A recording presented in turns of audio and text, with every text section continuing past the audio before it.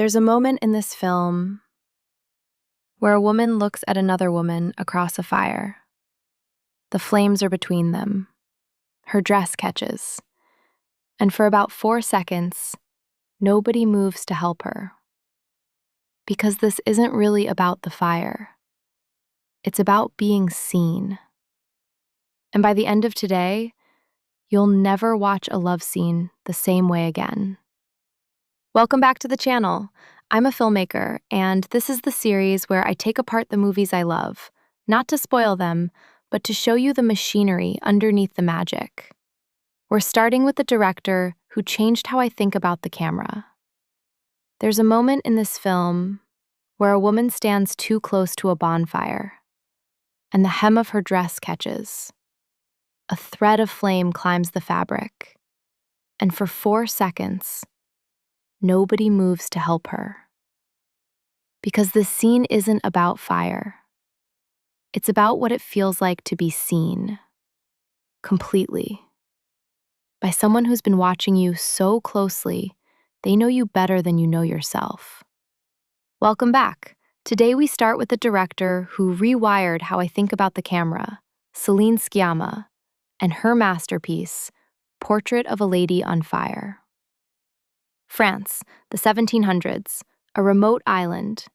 A painter, Marianne, is hired in secret to paint a young woman, Eloise, a portrait that will be shipped to a man who'll decide whether to marry her. But Eloise refuses to pose, so Marianne pretends to be a walking companion by day and paints her from memory at night.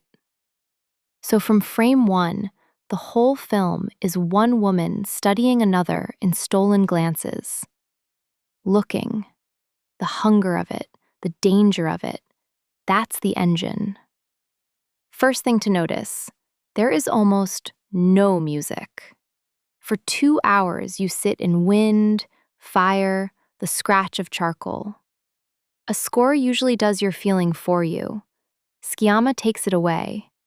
So every glance has to carry the weight the music normally would. You stop being a passenger. You lean in. Now the heart of it, the gaze. For most of film history, the camera looked at women as objects to be admired. They never looked back. Sciamma flips it. When Marianne studies Eloise, we see exactly what she sees. And then, Eloise turns it around. She says, "I've been watching you too. When you're moved, you do this. When you lose composure, you do that." The subject was looking the whole time. The object looks back and becomes an equal. That's the revolution. Here, to be seen isn't to be conquered. It's to be met. Watch the framing, too. Doorways, windows, the edge of the canvas. The women are always inside frames. The island is a cage. But when the older women leave, the film opens up. Painter, lady, and maid. Alone. Equals. No men. A tiny republic of women. Shot like paradise, precisely because it can't last. And watch the color. The palette stays cold and gray, so when it breaks, it burns. Eloise in green, Marianne in red, and then the fire. Desire finally allowed to show on the surface for just a few seconds. And the light. Claire Mathon shoots almost entirely by candle and fire, light that's finite, burning down as you watch. So every golden frame already aches. The light is a clock.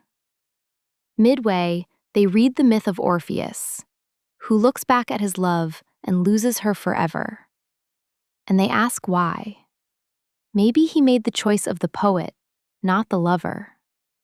Maybe he chose the memory of her over the woman herself. Hold on to that, because this whole love story is a memory, remembered by someone who chose to look back. That's the quiet genius of the structure. It's all a flashback, You know from the start it's over. Sciamma tells you it's doomed and makes you fall in love anyway.